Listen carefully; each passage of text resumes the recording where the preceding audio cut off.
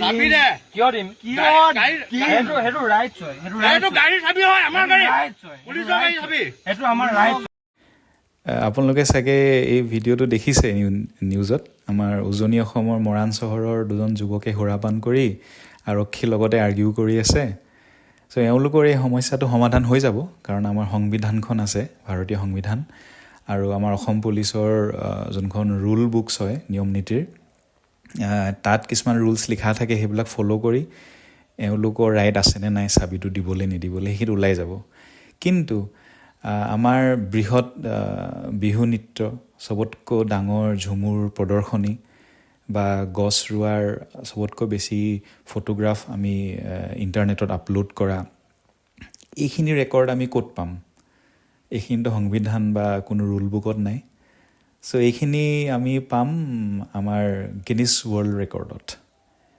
চ' আহকচোন আজি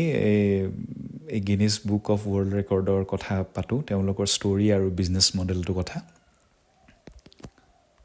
চ' নমস্কাৰ সকলোকে, মোৰ অনুৰোধ আপোনালোকে ভিডিঅ'টো শেষলৈকে চাব, কাৰণ শেষত মই গিনিছ ৱৰ্ল্ড ৰেকৰ্ডৰ টেকনিকটোৰ বিষয়ে ক'ম, যোনটো টেকনিক এডপ্ট কৰি তেওঁলোকে এতিয়াও ছাৰ্ভাইভ কৰি আছে। IT ৰিভলিউশ্যন আহিলে, গুগল ইমান ফেমাছ হ'ল, তথাপিও ছাৰ্ভাইভ কৰি আছে।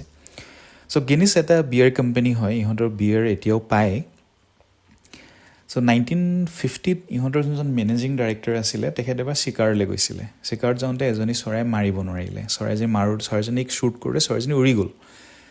চ' সেই চিকাৰ পাৰ্টিত বাকী মানুহখিনিৰ লগত এই হিউ বিভাৰৰ এটা তৰ্ক হ'ল যে চবতকৈ খৰকৈ উৰিব পৰা চৰাই কোনটো, আৰু সেই তৰ্কটো ছেটেল নহ'ল, কাৰণ ক'তো ৰেকৰ্ড নাই যে কোনটো বেছি খৰকৈ উৰিব পৰা চৰাই হয়। তাৰপিছত 1954ত তেওঁ যেতিয়া বাৰত আছিলে, বাৰৰ তেখেতে কাজিয়াবিলাক দেখিলে যে বাৰৰ কাজিয়াবিলাক মেক্সিমাম এনেকুৱা ক্ষেত্ৰতে হয়, কোনটো চবতকৈ খৰ, কোনটো চবতকৈ ওখ, কোনটো চবতকৈ দ, আৰু যিহেতু কোনো ৰেকৰ্ড নাই কাৰণে চবেই নিজৰটোৱে মই শুদ্ধ এটা মনোভাৱ থাকে, আৰু কাজিয়াখন ডাঙৰ হৈ পিনে বস্তু ভাঙে, বাৰৰ প্ৰপাৰ্টিবিলাক নষ্ট হয় পাবছবিলাকৰ। চ' তেখেতৰ এতিয়া আইডিয়া আহিলে এই 1950 সেই চিকাৰটোৰ লগত কথা ভাবি। চ' সেইটো সময়ৰ খুব ফেমাছ জাৰ্ণেলিষ্ট দুজন টুইনছ আছিলে, মেকৰাইটাৰ টুইনছ বুলি কয়, নৰিছ আৰু ৰছ। তেওঁলোকক কণ্টেক্ট কৰি ক'লে যে ফেক্ট চেকিং কৰোঁ, যে প্ৰকৃততে কোনটো খৰ, কোনটো ওখ, বা যোনবিলাক ছুপাৰলেটিভছ হয়, চবতকৈ বেছি বা চবতকৈ কম। চ' তেওঁলোকে এই গোটেই ফেক্টখিনি কালেক্ট কৰি এখন কিতাপ পাব্লিছ কৰিলে, প্ৰায় 1000মান কপি, আৰু প্ৰত্যেকটো পাবছত তেওঁলোকে ৰাখিলে। আৰু যিহেতু পাবত যেতিয়া কাজিয়াটো হয়, তেতিয়া সেই কিতাপখন চবে ৰেফাৰ কৰে, আৰু কিতাপখনত যি লিখা আছে সেইটো চবতকৈ কাৰেক্ট হয়, কাৰণ এই নৰিছ আৰু ৰছ যোনখিনি মেকৰাইটাৰ ব্ৰাদাৰ্ছ হয়, সিহঁতৰ ফেক্ট চেকিংবিলাক বহুত একুৰেট হয়, সিহঁতি ফেমাছ আছিলে সেইটো সময়ত। চ' তেনেকৈ তেওঁলোকে বাৰত হোৱা কাজিয়া বা প্ৰপাৰ্টি ডেমেজ হোৱা সেইটো বন্ধ কৰাই দিলে। এটা ধুনীয়া আইডিয়া হ'ল তেওঁলোকৰ, আৰু প্লাছ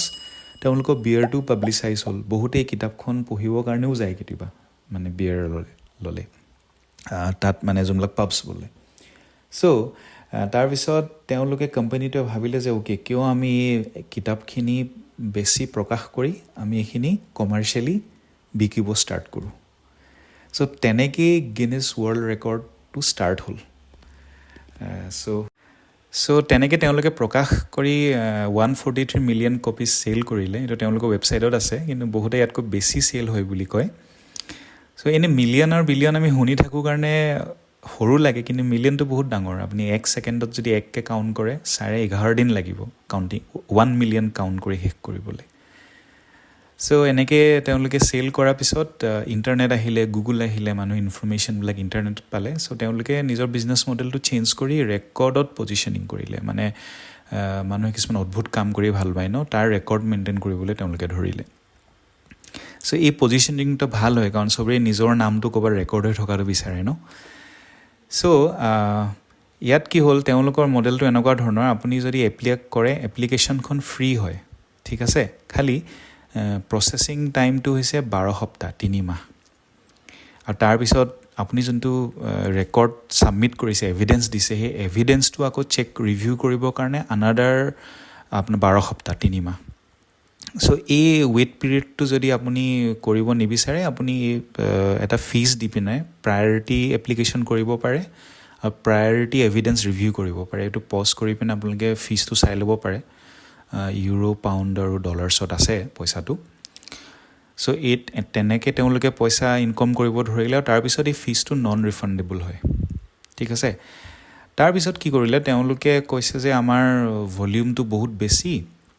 এপ্লিকেশ্যনৰ গতিকে সেই 12 সপ্তাহটো তেওঁলোকে 20 সপ্তাহ কৰি দিলে মানে 5 মান্থছ এতিয়া আমাৰ নিচিনা পইচা নথকা মানুহৰ কাৰণে আমি ৰখিব পাৰোঁ কিন্তু যাৰ ওচৰত পইচা আছে তাৰ কাৰণে $500টো সৰু কথা তেওঁলোকে পইচা দি দিয়ে হৈ গ'ল তাৰপিছত আৰু এটা ইম্পৰ্টেণ্ট কথা আপোনালোকে যদি কোনোবা এটা ৰেকৰ্ড ব্ৰেক কৰিব বিচাৰে তেতিয়াহে এপ্লিকেশ্যনটো ফ্ৰী হয় নতুন ৰেকৰ্ডৰ কাৰণে আপুনি $5 বা 5 পাউণ্ড আপুনি দিব লাগিব along with VAT value added tax ইয়াত পজ কৰি আপোনালোকে চাব পাৰে লিখা আছে সো এটা ধৰক উচেইন বল্টৰ ৰেকৰ্ডটো যদি মই ব্ৰেক কৰিব বিচাৰোঁ মোৰ এপ্লিকেশ্যন ফ্ৰী হ'ব কাৰণ অলৰেডি এটা এষ্টাব্লিছ ৰেকৰ্ড হয় কিন্তু নতুন অদ্ভুত কিছুমান ৰেকৰ্ড যদি কৰিব বিচাৰোঁ আমাৰ অসমৰ ফালৰ পৰা ধৰক তামোল গছ এজোপা মই কিমান খৰকৈ বগাব পাৰোঁ মোৰ মতে তেনেকুৱা ৰেকৰ্ড নাই চাগে সো সেই তেনেকুৱা যদি ৰেকৰ্ড এটাৰ কাৰণে যদি এপ্লাই কৰোঁ মই ফিজটো দিব লাগিব ঠিক আছে সো তেনেকৈ তেওঁলোকে পইচা ইনকম কৰিব ধৰিলে আৰু তাৰপিছত আপোনাৰ ৰেকৰ্ডটো যোনে আহি চাব যোনজন মানে এডজুডিকেটৰ বুলি কয় তেখেতৰ ফিজটো দিব লাগিব মানে আল্টিমেটলি আপুনি কনচালটেঞ্চি ফিজটো দিবই লাগিব ঠিক আছে তাৰপিছত কি হ'ল আপোনাৰ যোনখন এপ্লিকেশ্যন দিব ইণ্ডিভিজুৱেলি সেইখন ইণ্ডিভিজুৱেলি কাৰণেহে ফ্ৰী বিজনেছ ছাৰ্ভিচ বা অৰ্গেনাইজেশ্যনৰ কাৰণে ফ্ৰী নহয় এটা অসমটো এটা সংগঠন হয় নহয় জানো অসম চৰকাৰখন এটা সংগঠন এটা পাব্লিক মানে চৰকাৰী সংগঠন হ'লেও it's an association of many ministers so' তেওঁলোকে এই যোনখিনি ঝুমুৰ বিনন্দিনী বা বিহুৰ যোনখিনি কৰিলে তাৰ কাৰণে কনচালটেঞ্চি ফিজটো ল'ব লগা হৈছে ইয়াত আৰু এটা ইম্পৰ্টেণ্ট কথা ছাৰ্ভিচ এজন ল'ৰা আছিলে নামটো পাহৰিছোঁ তেখেত এটা ৰেকৰ্ড এষ্টাব্লিছ কৰিছিলে ভাৰ্টিকেল পুছ আপৰ কাৰণে চ' তেখেতে ইণ্ডিভিজুৱেলি এপ্লাই কৰি ফিজ দিলে চব কৰিলে ৰেকৰ্ড এষ্টাব্লিছো হ'ল বাট তেখেতে এটা ভিডিঅ' বনাইছিলে যে তেখেতে এই কামটো চেৰিটিৰ কাৰণে কৰিছে বুলি গিনিছে সেই যেতিয়া ভিডিঅ'টোৰ কথা গম পালে তেখেতৰ ৰেকৰ্ডটো কেঞ্চেল কৰাই দিলে বিকজ চেৰিটি আপোনাৰ পইচা ইনভলভ নহ'লেও এটা ছাৰ্ভিচ হয় নহয় জানো ছাৰ্ভিচ হোৱাৰ লগে লগে আপুনি ইণ্ডিভিজুৱেলি এপ্লাই কৰিব নোৱাৰে চ' তেখেতক ক'লে যে আপুনি কনচালটেঞ্চি ফিজটো দিব লাগিব তেতিয়াহে this will be recorded so' গিনিছৰ আপুনি কি কৰিছে কিমান how officially amazing you are সেইটো মতলব নাই আপুনি প্ৰচেছটো ফ'ল' কৰিব লাগিব you have to pay a fees if you are doing something for a service so' তেনেকেই গিনিছে পইচা ইনকম কৰি আছে চ' এতিয়া মই মেইন কথাখিনিলৈ আহোঁ যোনটো কাৰণে মই প্ৰথমতে ক'ম বুলি কৈছিলোঁ তেওঁলোকৰ টেকনিকটো হৈছে ছুপাৰলেটিভৰ পৰা তেওঁলোকে ৰেকৰ্ডলৈ আহিলে ছুপাৰলেটিভ মানে কি চবতকৈ বেছি চবতকৈ কম চবতকৈ 10 তাৰ এটা কম্পেৰিজন লাগিব আপোনাক নহয় জানো এজন ছেকেণ্ড পাৰ্চন বা থাৰ্ড পাৰ্চন গতিকে তেওঁলোকে সেই প্ৰথম যে 1000খন কপি উলিয়াইছিলে পাবছবিলাকত ৰাখিবলৈ কাজিয়া বন্ধ কৰাবলৈ সেই তাৰপিছত যোনখিনি সিহঁতি কমাৰ্চিয়েলি পাব্লিছ কৰিলে তাত কিন্তু ৰেকৰ্ড কৰিলে ছুপাৰলেটিভ ৱৰ্ডটো আঁতৰাই পিনে ৰেকৰ্ড কৰি দিলে এতিয়া ৰেকৰ্ড মানে কি আপুনি 10টা বজাত অফিচত পাইছেগৈ 10টা বজাটো হৈছে টাইম ৰেকৰ্ড কিন্তু চবতকৈ সোনকালে অফিচত পাইছেগৈ সেইটো হৈছে ছুপাৰলেটিভ তাত আপুনি অফিচৰ বেলেগ এজন ব্যক্তি লাগিবই আপুনি 10টা 10ত পাইছে কোনোবাই 10টা 5ত পাইছে কোনোবাই 9টা 50তে পালেগৈ সেই 9টা 50জন চবতকৈ সোনকালে পোৱা হৈ গ'ল ন ছুপাৰলেটিভ কম্পেৰেটিভ চ' তেওঁলোকৰ মানে ইমান বুদ্ধিমতে কামবিলাক কৰিলে দেখিলে এতিয়া ছুপাৰলেটিভ থকাহেঁতেন আমাৰ বিহুটো ৰেকৰ্ডত নাহিলেহেঁতেন কাৰণ বিহু কোনেনো এটেম্প কৰিব 11,000 12,000 নাচনী ঢুলীয়া লৈ পিনে আকৌ চ' ছুপাৰলেটিভ হ'লে কোনো কম্পেয়াৰ কৰা মানুহেই নাথাকে গতিকে এইটো এডমিচিবল নহ'লেহেঁতেন ৰেকৰ্ড কাৰণে এডমিচিবল হ'ল হাউ ক্লেভাৰ মানে আৰু এটা কথা এইটো কোৰ্টত এডমিচিবল নহয় গিনিছৰ ৰেকৰ্ড বস্তুখিনি এতিয়া মই আপোনাক এক্সাম্পল এটা দিওঁ মই ছাপ'জ এটা ৰেকৰ্ড কৰিব বিচাৰোঁ কিমান দিন মই গা নোধোৱাকৈ আছোঁ মই মোৰ ওচৰত এইটো এডজুডিকেটৰ আহিলে মই এভিডেঞ্চ ছাবমিট কৰিলোঁ আৰু মোৰ ৰেকৰ্ড হৈ গ'ল কিন্তু অসম চৰকাৰে যদি কাইলৈ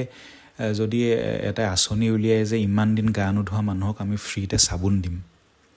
সেই চাবোনটোৰ কাৰণে কিবা যদি লিগেল ডিছপিউট হয়